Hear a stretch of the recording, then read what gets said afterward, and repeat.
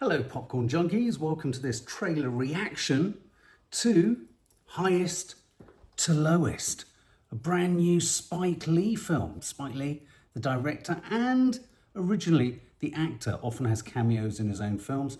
This is the new film coming from A24, starring Denzel Washington in there. It's an adaptation of a Kurosawa classic, a crime police procedural.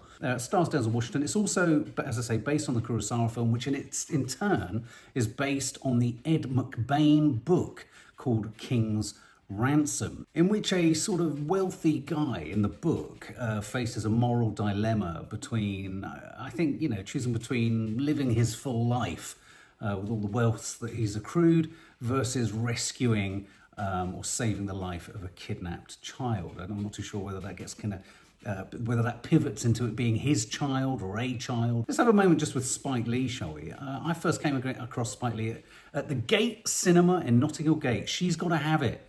A sort of saucy indie. He was one part of a love triangle in it, film about love, romance. I'm sure it's dated really badly, but black and white, very cool, very hip. I think he made the film, the budget for the film, he put on his credit card, so it was a huge gamble. He then did a musical after that called School Days, Do the Right Thing, a classique, an absolute kind of trailblazing, epoch-defining film about migrant America and the way in which different ethnic groups in a hot summer all turn on each other. He's made many other films with Denzel Washington in there, Mo Better Blues, Malcolm X, and in more recent years he's made films like Black Klansman, which I liked. It was a great premise with, interestingly, Denzel Washington's son, but it didn't quite it didn't deliver the sucker punch I was hoping for. So I found his more recent films a little bit more kind of variable in quality and in impact. But he's always an interesting filmmaker. He always makes interesting choices. And with some strong source material in the form of an Akira Kurosawa movie, let's not forget, Star Wars was inspired by Akira Kurosawa, with a great cast, Denzel Washington, and a great production company, A24, behind it. There's a lot to potentially like about this. New mixes of mood music. I need a theme. Theme music. Hey! Wake up, y'all. The king's here. You got to pay back. Buying back, stacking his records. It's a lot of money. There's more to life than just making money. It's integrity. That's what you stand for. What you think? I think you gotta be a little crazy sometimes in this world to get what you want. King David, now ain't this something? I got your full attention now, huh? You finally listening to me. Somebody's got Trey. What do you mean somebody's got? Somebody's kidnapped our son. $17.5 million in an all-black Jordan backpack. Try me if you think I'm playing. I ain't got. Back out the trunk from the front. 11 a.m. board the 4 train going to money-making Manhattan. You let him go, I make sure you set free. It's too late for all that. It's never too late. You're not God no more, nigga. I am. To the back 35, and I'm still a pretty guy. I gotta feed the streets, my lady, and a newborn kid. And I ain't trying to go back and do another bid, you dig? I know what it is to risk everything you have for something that you want. I know what that means, to have nothing and want everything. What is that? Insurance. That's Jake from State Farm. Shout out to my felons, boy, we caught another felon. Shout out to my felons, boy, we caught another felony.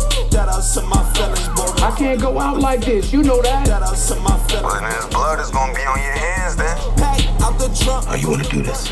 I got into this by myself. I'm gonna get out of it by myself. Where's my money? I got the 4-pounder sitting right here. Don't try nothing funny.